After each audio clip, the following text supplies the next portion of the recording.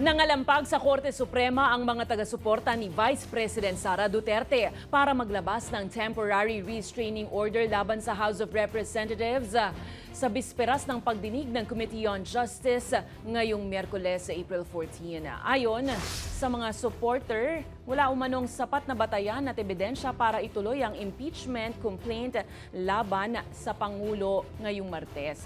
Habang nanawagan din ang grupo sa Korte Suprema na aksyonan ang mga petisyon para maibalik sa Pilipinas si dating Pangulong Rodrigo Roa Duterte mula The Hague, Netherlands at dito na lang umanong litisi ng kanyang kaso. Samantala, kinalampag din nila si Pangulong Ferdinand Bongbong Marcos Jr. na palakasin pa ang hakbang ng gobyerno laban sa tumataas na presyo ng langis, lalo't hindi nila sapat ang ayuda lang at dapat pag-aralan ang mas matitinding hakbang tulad ng pagpigil sa VAT at excise tax sa langis, gayon din ang pagbabasura sa oil deregulation law.